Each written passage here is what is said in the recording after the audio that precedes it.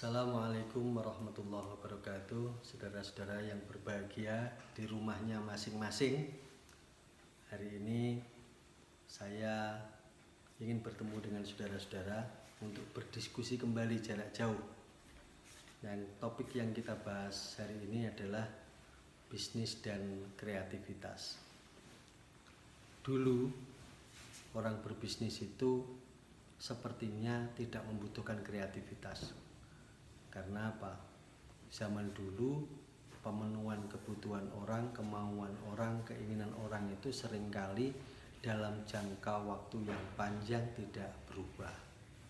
Tetapi pada bisnis yang sekarang, kreativitas dan inovasi itu menjadi sebuah kebutuhan yang mutlak harus dimiliki oleh seorang wirausaha. Kenapa? Karena adanya perubahan perilaku, adanya perubahan kesenangan, adanya perubahan tren, dan lain sebagainya. Contoh misalnya, dulu kalau orang pakai jas itu dalemannya mesti baju dan pakai dasi. Tetapi sekarang orang sudah tidak seperti itu lagi. Orang bisa pakai jas tapi dalemannya kaos. Orang pakai jas dalemannya baju tanpa menggunakan dasi dan lain sebagainya. Begitu juga hal yang terkait dengan yang lain. Dulu orang makan itu cukup nasi dan lauk. Tetapi sekarang orang tidak begitu. Orang pengen nasi dan lauk tetapi juga dibarengi dengan sensasi-sensasi tertentu.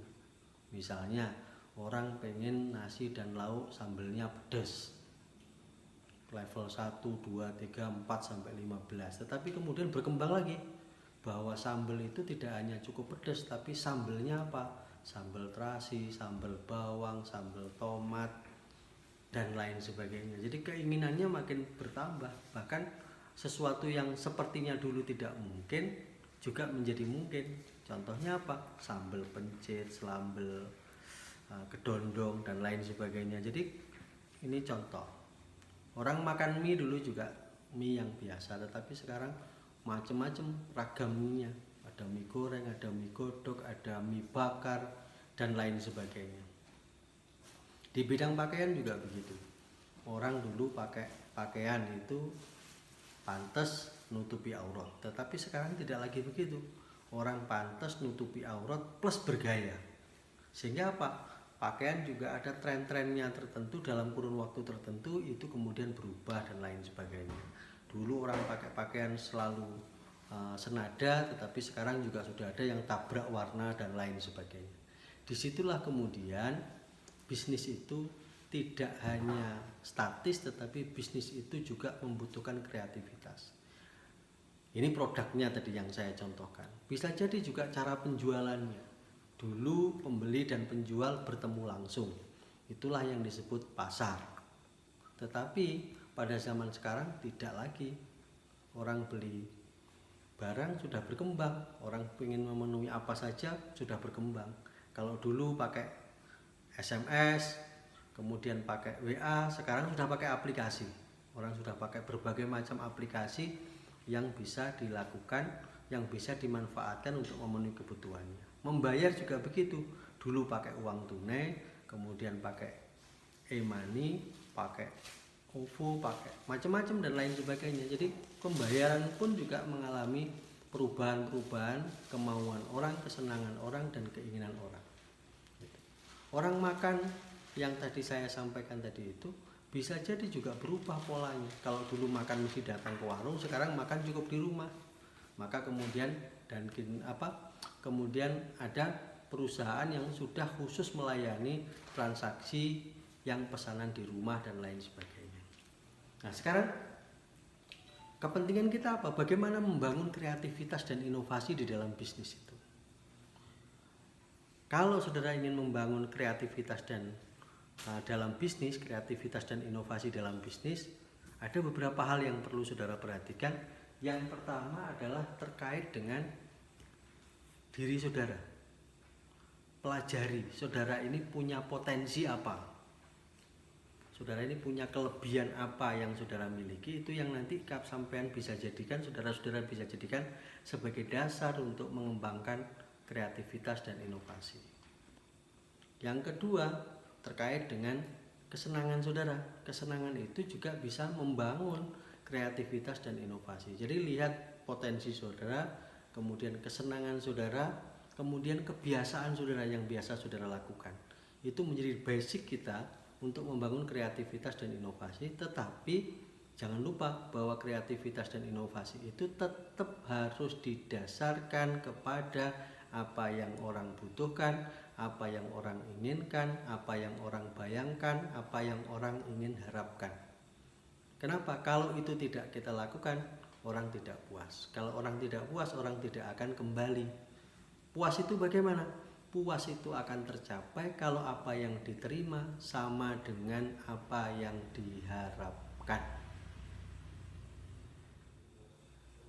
Ada hal sederhana yang saudara bisa lakukan kalau misalnya saudara sampai hari ini kesulitan membangun kreativitas dan inovasi. Apa itu? Kuncinya adalah, kunci yang paling sederhana adalah bikin yang beda atau lakukan dengan cara yang berbeda. Jadi yang pertama bisa saudara kembangkan dengan membuat produk yang berbeda, jasa yang berbeda. Saudara bisa kembangkan apa saja. Misalnya orang jualan beras itu dulu pilihannya IR64, Bramo, dan lain sebagainya. Nah, saudara bisa bikin produk yang berbeda, dicampurlah Bramo dengan IR64, ditambahi dengan mendek wangi dan lain sebagainya, maka jadilah beras punel wangi misalnya. Orang sampean misalnya bikin jualan madu, misalnya bisa saudara kembangkan dalam bentuk yang berbeda. Misalnya madunya dicampur dengan habatus sauda atau madunya dicampur dengan bahan-bahan lain. Itu bagian dari kreativitas membuat produk yang berbeda.